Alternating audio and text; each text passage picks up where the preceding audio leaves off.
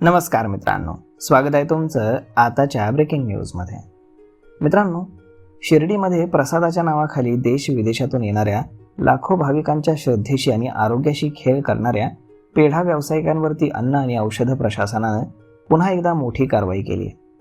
साई मंदिर परिसरातील खाजगी पेढा विक्री केंद्र आणि पेढा उत्पादन करणाऱ्या आस्थापनांवरती टाकलेल्या धाडीमध्ये 650 किलोहून अधिक निकृष्ट दर्जाचा पेढा जप्त करून नष्ट करण्यात आलेला आहे. दबंग अधिकारी तुकाराम मुंढे यांनी अन्न आणि औषध प्रशासनाच्या आयुक्त पदाचा कारभार हाती घेतल्यानंतर राज्यातील भेसळखोरी विरोधामध्ये कडक पावलं उचलली आहेत.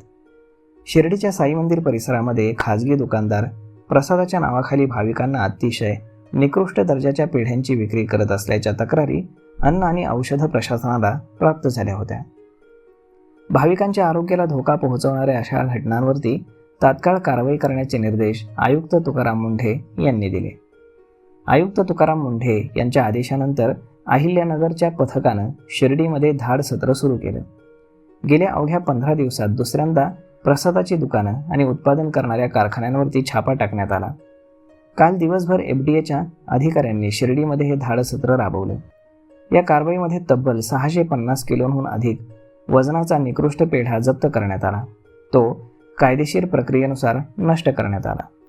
या नष्ट करण्यात आलेल्या पेढ्याची बाजारातील किंमत सुमारे 2 लाख रुपये होती.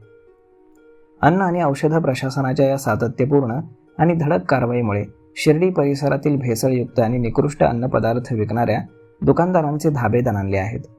भाविकांच्या आरोग्याशी खेळ खपवून घेतला जाणार नाही असा कडक इशारा या कारवाईच्या माध्यमातून देण्यात आला आहे. आगामी काळात देखील हे धाडसत्र अधिक तीव्र केलं जाईल असे संकेत प्रशासनाकडनं मिळालेले आहेत. तर मग मित्रांनो, अशा पद्धतीनं भाविकांची फसवणूक करून पैसे कमावण्यात येत असणाऱ्या शिर्डीमध्ये आता तुकाराम मुंढेंचा एकदम सर्जिकल स्ट्राईक झालेला आहे. तर मग मित्रांनो, अशा पद्धतीनं सर्वसामान्यांच्या जीवाशी खेळ करणाऱ्या जे काही उद्योजक आहेत, व्यावसायिक आहेत किंवा कुणीही लोक असतील तर त्यांना अशा पद्धतीनंच समजावलं पाहिजे. तर मग मित्रांनो, हा व्हिडिओ, ही माहिती तुम्हाला कशी वाटली हे तुम्ही आम्हाला कमेंट करून नक्कीच सांगा. आणि जर हा व्हिडिओ तुम्हाला आवडला असेल तर आपल्या जवळच्या मित्रमंडळींसोबत देखील हा व्हिडिओ तुम्ही शेअर करायला विसरू नका. धन्यवाद.